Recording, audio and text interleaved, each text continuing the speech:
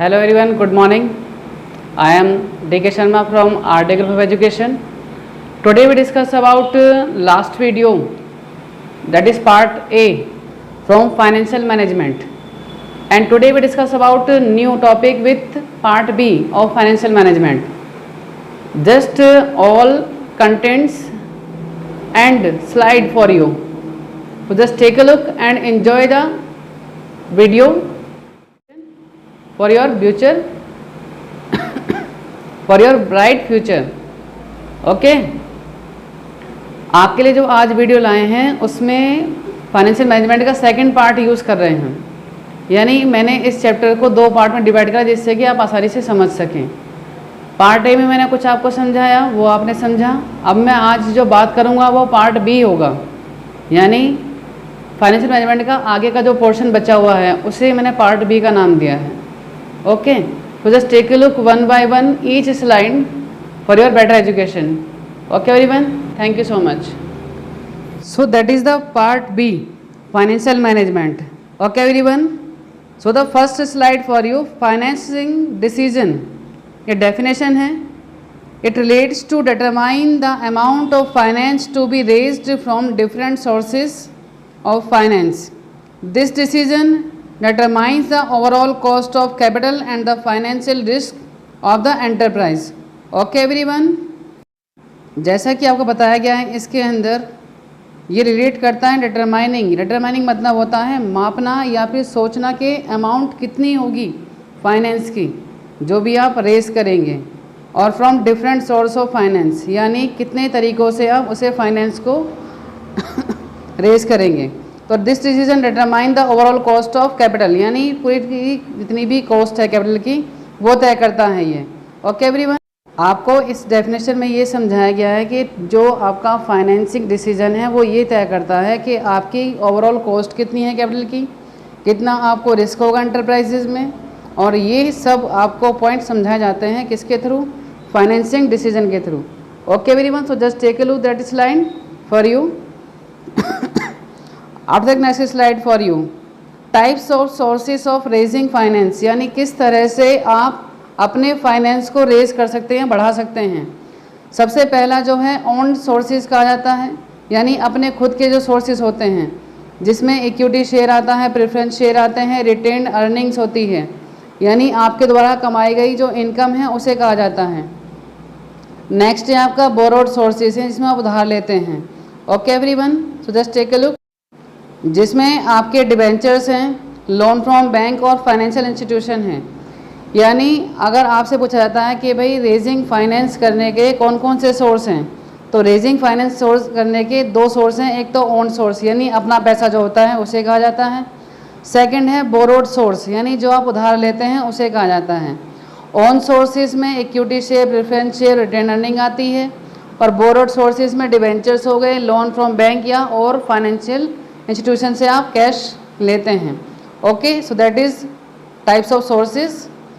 After the next slide for you, consideration involved in the issue of डेप्ट, यानी क्या क्या चीज़ें इशू ऑफ डेप्ट में कंसीडर की जाती हैं. Interest on borrowed fund has to be paid regardless of whether or not a business has made a profit. Likewise, borrowed fund have to be repaid at a fixed assets, यानी interest देना पड़ता है आपको borrowed fund पे, और regardless आपको उसे payment भी करनी पड़ती है. ओके एवरीवन, आपका जो नेक्स्ट पॉइंट है, there is some amount of financial risk in डेप्ट फाइनेंसिंग, यानी ये कुछ अमाउंट होती है जो फाइनेंशियल रिस्क में अराइज होती है. The cost of debt is less than equity as the degree of risk assumed by the investors is less and the amount of interest paid by the company is deductible. ये जो डेप्ट है ये equity से कम होता है, और इसमें जो रिस्क है वो एज्यूम किया जाता है बाय द इन्वेस्टर्स कि कम होगा, और उसका जो इंटरेस्ट है वो भी पेड किया जाएगा कंपनी को जो डिडक्टेबल होगा. So that is the consideration involved in the issue of debt. And after the next slide for you, factors factors affecting financing decision, यानी कौन कौन से फैक्टर्स ऐसे हैं जो फाइनेंसिंग डिसीजन को अफेक्ट करते हैं, यानी उन पर प्रभाव डालते हैं। फर्स्ट पॉइंट है the source of finance which involve the least cost should be chosen. कहने मतलब ये है कि आप सोर्स ऑफ फाइनेंस में ये इन्वॉल्व करते हैं कि जो कॉस्ट है वो कम से कम हो, उसका सिलेक्शन करते हैं। नेक्स्ट है आपका the risk involve in raising डेप्ट capital is higher than equity. अगर हम रेजिंग करते हैं डेप्ट, अगर हमारा डेप्ट इक्विटी से ज़्यादा हो जाता है तो उसमें रिस्क इन्वॉल्व हो जाता है, यानी आपके पास उतना पैसा है नहीं और आपने उतना लोन ले लिया है या एक्स्ट्रा अमाउंट कैरी कर ली है मार्केट से, तो आपको रिस्क इन्वॉल्व हो जाएगा। नेक्स्ट है आपका the sources involving high flotations cost require special consideration. जब कॉस्ट को कंसिडर करते हैं तो आप उसमें फ्लोटेशन मिलाते हैं, यानी जब चाहें उसमें चेंजेस कर सकते हैं। नेक्स्ट है आपका if the cash flow position of a business is good it should opt for डेप्ट एल्स इक्विटी, यानी अगर आपका कैश फ्लो पोजिशन अच्छा है बिजनेस का तो आप डेप्ट अच्छा ले सकते हैं। Okay everyone, next point is if the fixed operating cost of a business is low it should opt for डेप्ट एल्स इक्विटी, यानी आपका जो फिक्स्ड ऑपरेटिंग कॉस्ट है बिजनेस का वो लो है, यानी आप अच्छे से इनकम नहीं कर पाते हैं, तो आपका जो डेप्ट है वो एल्स इक्विटी नहीं होना चाहिए।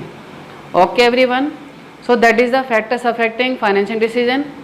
After continue with us the issue of equity Capitals deletes the control of existing shareholders over business, whereas financing through debt does not lead to any such effect।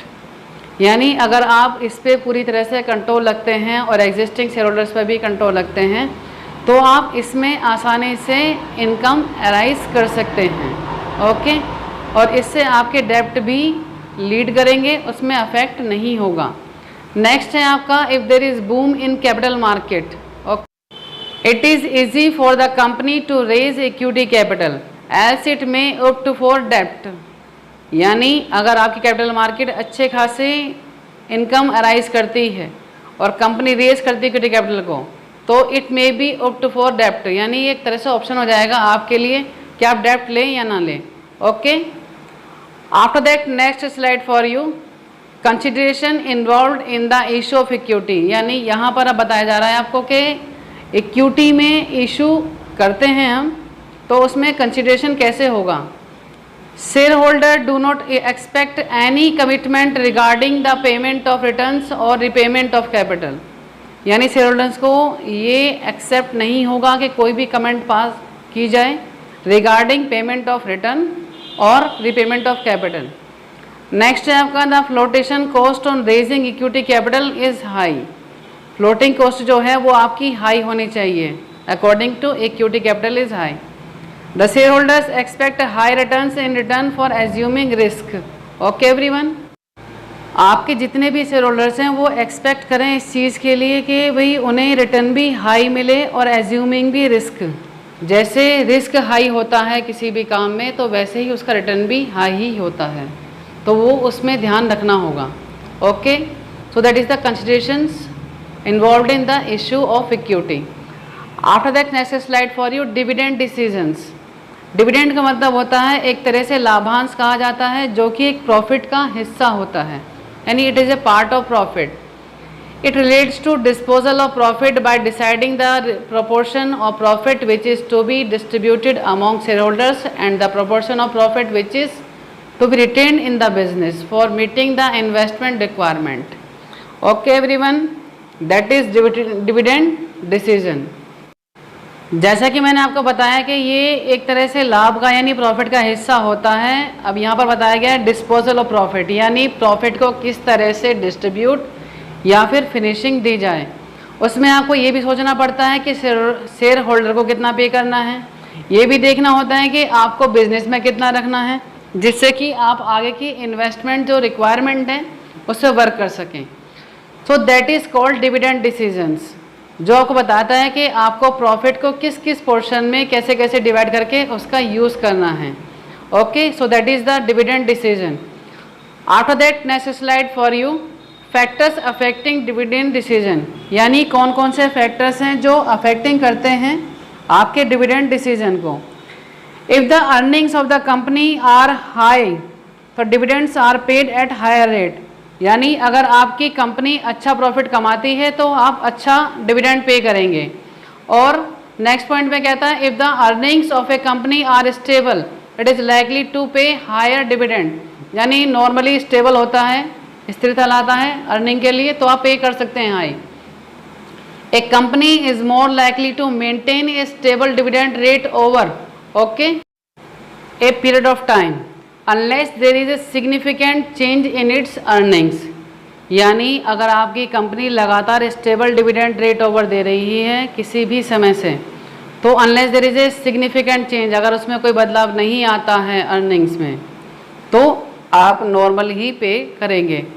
A company planning to purpose a growth opportunity is likely to pay lower dividend, कुछ company ऐसी होती हैं जो growth opportunity पाने के लिए कम से कम dividend pay करती हैं। Okay, so that is the factors affecting dividend decisions. After that next slide for you continue with factors affecting, जिसमें आपका फर्स्ट पॉइंट है the dividends are paid in cash, therefore if the cash flow of the company is good is likely to pay higher dividend, यानी अगर आपकी company का cash flow high है यानी अच्छा है तो आप अपना डिविडेंड कैश में भी पे कर सकते हैं और अच्छा दे सकते हैं। If the share holders prefer regular income in from of dividends, अगर शेयर होल्डर चाहता है कि उसे अपने डिविडेंड से अच्छी खासी रेगुलर इनकम हो तो वो उसे भी कंसीडर कर सकता है। Okay everyone, the company is likely to maintain dividend pay out rate, तो कंपनी क्या है एक नॉर्मल पे आउट रेट भी यूज कर सकती है। नेक्स्ट पॉइंट है आपका if the tax rate is high the company is likely to pay less dividend, अगर टैक्स रेट हाई दे रखा है मार्केट के अंदर, गवर्नमेंट चार्ज करते हैं टैक्स रेट, तो आप कंपनी का जो डिविडेंड है वो कम कर सकते हैं पे करने के लिए। किसके लिए? शेयर होल्डर्स के लिए जो आपकी कंपनीज के साथ जुड़े हुए हैं और आपकी कंपनी के साथ वर्क करते हैं। Okay, after that next slide for you continue with factors. If a company wants positive reactions at stock market it is likely to pay higher dividend, अगर कंपनी चाहती है कि उसका मार्केट से या स्टॉक मार्केट से पॉजिटिव रिएक्शन मिले यानी इंक्रीमेंट मिले, तो वो डिविडेंड हाई कर सकती है। नेक्स्ट है आपका a large company can access funds easily from capital market as per its requirement, therefore it is likely to retain lesser profit and is likely to pay higher dividend. Okay everyone, अगर आपकी company बड़ी है तो वो आसानी से fund को easily capital market में एक्सेस कर सकती है एज पर इट्स रिक्वायरमेंट, इसमें कोई भी चेंजेस नहीं होंगे। Therefore it is likely to retain lesser profit and it is likely to pay high dividend, अगर उसे कम भी प्रॉफिट होता है तो भी वो हाई डिविडेंड पे कर सकती है। Okay everyone, after the next point is the legal constant should be considered at the time of dividends payment by A company, यानी जब जब डिविडेंड पे किया जाए कंपनी द्वारा तो उसे लीगल कॉन्स्टेंट भी यूज़ करना चाहिए, क्योंकि उससे एक तरह से लीगल प्रूफ बन जाता है कि हमने कब कब डिविडेंड और कितना कितना और किस किस रेट पर हमने शेयर होल्डर्स को पेमेंट किया था। Okay everyone, so that is the factors of dividend and let's go to next slide for you, just take a look, that is financial planning. Definition, the process of estimating the funds requirement of a business and specifying the source of funds is called financial planning. It basically involves preparation of a financial blueprint of an organization's future operation. Financial planning जो है एक तरह से process होता है आपके जितने भी फंड हैं उन सब के रिक्वायरमेंट के लिए बिजनेस में, और स्पेसिफाई करता है कि सोर्सेस ऑफ फंड्स कहाँ से होते हैं। इस सारे प्रोसेस को कहा जाता है फाइनेंशियल प्लानिंग। बेसिकली इन्वॉल्व करता है प्रिपरेशन ऑफ फाइनेंशियल ब्लूप्रिंट, यानी किस तरह से कैश को यूज़ करना है, कैसे उसका यूटिलाइजेशन करना है, that is all belongs to financial planning. Okay everyone, after that next slide for you, twin objectives, यानी फाइनेंशियल प्लानिंग के दो ऑब्जेक्टिव्स होते हैं। To ensure availability of funds as per the requirement of business, यानी ये fund को अपने according से ही अराइज करता है बिजनेस के अंदर कि कितना बिजनेस में फंड रिक्वायरमेंट है, उसी के अकॉर्डिंग वो उसे इंश्योर करेगा।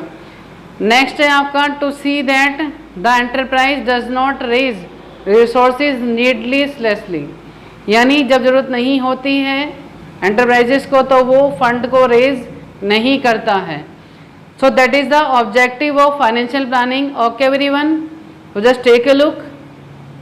After the next slide for you, just take a look. आपकी जो नेक्स्ट स्लाइड है उसका नाम है इम्पोर्टेंस ऑफ फाइनेंशियल प्लानिंग। इसमें फर्स्ट पॉइंट है it ensure smooth running of business enterprises by ensuring availability of funds at the right time, यानी एक तरह से बिजनेस को सही तरीके से रनिंग कराना और उसके लिए सही टाइम पर फंड को अराइज करके अवेलेबल कराना ही होता है। सेकेंड पॉइंट है it helps in anticipating future requirement of fund and avoiding business shocks and surprises, ये एक तरह से फ्यूचर को भी सिक्योर करता है, उसकी रिक्वायरमेंट को सिक्योर करता है, जिसमें वो अचानक से बिजनेस में होने वाले शॉक और सरप्राइज से भी सेव कर लेता है। ओके एवरीवन, आपका जो नेक्स्ट पॉइंट है यानी third point, it facilitate coordination among various departments of an enterprise like marketing and production function through well defined policies and procedures। आपकी जो इम्पोर्टेंस है फाइनेंशियल प्लानिंग की और इसमें जो थर्ड पॉइंट है वो आपको ये बता रहा है कि ये एक तरह से कोऑर्डिनेशन रखता है वेरियस डिपार्टमेंट में जो भी आपके एंटरप्राइजेज या बिजनेस में यूज़ होते हैं, जैसे मार्केटिंग का किसके साथ, प्रोडक्शन फंक्शन के साथ होता है, और ये पूरी तरह से उसकी पॉलिसीज़ को प्रोसीजर को सही तरीके से डिफाइन करता है। After that next slide for you, just take a look. हम कंटिन्यू वर्क करेंगे अभी। It increase the efficiency of operations by curbing wastage of funds, duplication of efforts and gaps in planning, यानी आपका जो fourth point है वो ये बताता है कि आपके द्वारा जितनी फाइनेंशियल प्लानिंग की गई है उसमें वो सारे वर्क ऑपरेशन जो है एफिशिएंसी से कराता है, जितना भी वेस्टेज होता है फंड का उसे बचाता है, और अगर कोई वर्क या एफर्ट डुप्लीकेशन हो रहा है तो उसे स्टॉप करता है, और कोई प्लानिंग के अंदर गैप है तो उसे भी रोकता है। ओके एवरीवन, नेक्स्ट है it helps to establish link between the present and the future. कहने का मतलब ये आपके फ्यूचर और प्रेजेंट दोनों के बीच में एक लिंक बना के रखता है कि कैसे स्मूथली हमें प्रेजेंट से फ्यूचर में वर्क करना है। नेक्स्ट पॉइंट है आपका it provide as continuous link between investment and financing decision, यानी कंटिन्यूस का मतलब होता है लगातार, एक लिंक बना के रखता है किसके बीच में, इन्वेस्टमेंट के और फाइनेंसिंग डिसीजन के, जिससे कि आप आसानी से वर्क कर सकते हैं। Okay, next point is for you, just take a, इसमें आपको बताया गया है it facilitate easy performance as evaluation standards are set in clear specific and measurable terms, यानी ये आपको ऐसी सुविधा प्रोवाइड कराता है जिसमें आप अच्छे से परफॉर्मेंस कर सकते हैं, जिसमें इवेल्यूशन होता है स्टैंडर्ड तरीके से और सेट किया जाता है पूरा क्लियरली कि आप स्पेसिफिक एंड मेजरेबल टर्म्स कैसे यूज़ कर सकते हैं। So that is the all about importance or factors. Okay everyone, so just take a look. After that next slide for you, capital structure, उसकी definition दी गई है, यानी capital structure मतलब होता है पूंजी का ढांचा कहा जाता है एक तरह से बिजनेस में। It refers to the mix between owners and borrowed funds, यानी ये दोनों का मिक्स होता है जिसमें ओनर्स के भी और borrowed फंड का पैसा इन्वॉल्व होता है। Okay everyone, after that next slide for you, trading on equity definition, यानी इक्विटी में ट्रेडिंग कैसे होगा। It refers to the increase in the earnings per share by employing the source of finance carrying fixed financial charge like debentures, interest is paid at a fixed rate और preference share dividend is paid at fixed rate. Okay everyone, सबसे पहले उन्होंने बताया कि आपको increase करनी होगी earning per share by employing के अकॉर्डिंग, नेक्स्ट में बताया गया फिक्स फाइनेंशियल चार्जेस, यानी फिक्स यानी स्थिर होते हैं, जिसमें आपको कुछ चार्जेस पे करने होते हैं। ओके एवरी, जिसमें पहला है आपका डिवेंचर। डिवेंचर और उसका इंटरेस्ट जो है वो भी फिक्स रेट पे जाना चाहिए। और सेकंड है आपका प्रेफरेंस शेयर, उसमें जो आप डिविडेंड पे करते हैं, प्रेफरेंस शेयर जो होते हैं पब्लिक के पास होते हैं उसमें आप जो डिविडेंड पेड करेंगे वो भी फिक्स रेट से होना चाहिए। सो that is trading on equity, यानी इक्विटी का किस तरह से व्यापार होता है या डेफिनेशन है आपको जो याद रखनी होती है। ओके एवरीवन, इसमें जैसे आपको लिखा हुआ है कि it refers to the increasing in the earnings, यानी आपको अर्निंग्स इंक्रीज करनी है पर शेयर के according. Okay everyone, so just take a look. After that next slide for you, financial risk definition. Financial risk का मतलब होता है कि कितना नुकसान हो सकता है, उसके बारे में है। It refers to a situation when a company is unable to meet its fixed financial charges like payment of interest on डेप्ट कैपिटल, यानी फाइनेंशियल रिस्क बताता है कि अगर आप ऐसी सिचुएशन में नहीं हैं कि आप किसी भी फाइनेंशियल यानी फिक्स्ड फाइनेंशियल चार्ज को पे करने में हो, तो आपको फाइनेंशियल रिस्क हो सकता है, जिसमें आपको डेप्ट यानी इंटरेस्ट ऑन डेप्ट कैपिटल आपको पे करना ही होता है किसी भी हालत में, चाहे आपका प्रॉफिट हो या ना हो। Okay everyone, next slide for you, just take a look. Financial leverage definition, the proportion of डेप्ट in the overall capital is called financial leverage, यानी डेप्ट का और इक्विटी का जो प्रोपोर्शन या रेशो होता है उसे फाइनेंशियल लिवरेज कहा जाता है। It is computed as D upon E, यानी डेप्ट अपॉन इक्विटी, और D upon D plus E, यानी डेप्ट upon equity, where is D is the डेप्ट and E is the equity. Okay everyone, so that is the financial leverage, कि कैसे आप proportion या रेशो फाइंड आउट कर सकते हैं। उसका फॉर्मूला है आपका डेप्ट upon equity. After that next slide for you, just take a look. Fixed capital definition, it refers to investment in long term assets, यानी जितनी भी आपकी ऑर्गेनाइजेशन में एसेट्स पाई जाती हैं या आप खरीदते हैं या यूज़ करते हैं, उन्हें फिक्स कैपिटल में इंक्लूड किया जाता है, जो कि आपकी लंबे समय तक काम करने वाली एसेट्स होती हैं। It refers to investment in long term assets. That is a simple definition to learn and describe the definition of fixed capital. Okay everyone, that next slide for you, just take a look.